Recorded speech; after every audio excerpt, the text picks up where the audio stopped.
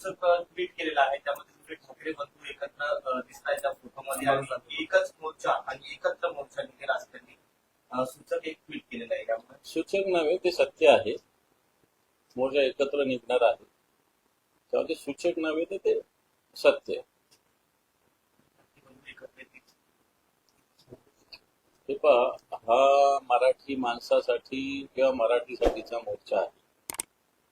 दोन्ही ठाकरे बंधू एकत्र यावे, इथं महाराष्ट्रातल्या तमाम जनतेची इच्छा अपेक्षा आहे.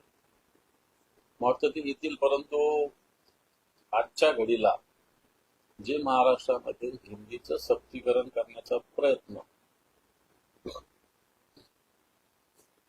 मोदी शहांचे महाराष्ट्रातले चमचे हा प्रयत्न करतात, मला वाटतं हा आणून पाडला पाहिजे.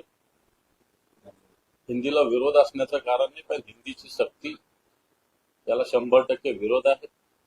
मराठीची गळचेपी करण्याचा हा प्रकार आहे आणि म्हणून मराठी म्हणून हा मोर्चा निघत असताना महाराष्ट्रातल्या आणि मराठीची व्याख्या तशी व्यापक आहे. महाराष्ट्रात जो राहतो तो मराठीच आहे. म्हणून या सर्व बांधवांनी या मोर्चात सहभागी होण्याचं आव्हान मला वाटतं आम्ही सगळे करतोय. आणि त्याच्यामुळे याला काही वेगळं अर्थ सूचक असं न करता हे सत्य घटना आहेत, सत्य सगळं होणार आहे, सत्य सगळं करायचं. या निमित्तानं विचार आणि मन एकत्र आले आहेत असं समजायचं का, आणि ती पुढच्या राजकीय एकत्रीकरणाची नांदी असेल का? काही हरकत नाही असं व्हायला. विचार आणि मन तसे वेगळे असायचं काही कारण नाही, ते एकच आहेत.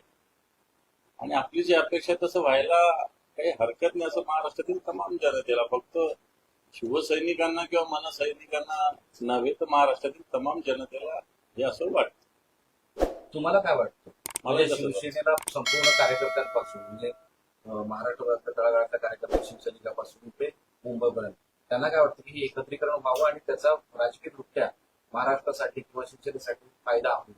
हे पण राजकीय दृष्ट्या काय व्हायचं ते होऊन जाईल.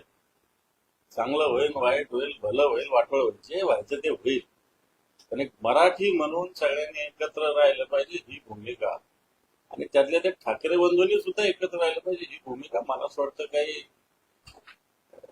माझी एकट्याची नव्हे तर तमाम महाराष्ट्राची माझी तीच भूमिका. आता या सगळ्या प्रक्रियेवर महाराष्ट्रभर चर्चा सुरू झाली. आता दोघे एकत्र येणार, तुम्ही पण त्याच्या पद्धतीनं हे करताय. हो. आता सत्ताधारी मात्र यावर विथरतील का?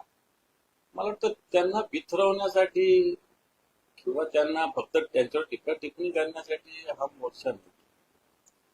आणि आम्हाला ते बिथरतील किंवा नीट व्यसन घातल्यावर जसे राहते तसे चालतील, त्याच्यापेक्षा मराठी माणसाचं आणि महाराष्ट्राचं हित महत्वाचं आहे. आम्ही काय कोणाला बिथरवण्यासाठी कोणाला त्रास देण्यासाठी नव्हे, तर या महाराष्ट्रातील तमाम जनतेच्या अपेक्षा त्या दृष्टीनं काम करावं या हेतून या सगळ्या भूमिका होतील असं मला तरी वाटतं. या ठाकरे बंधूंच्या सोबत येणार शरद पवार ठाकरे बंधू एकत्र चांगलंच.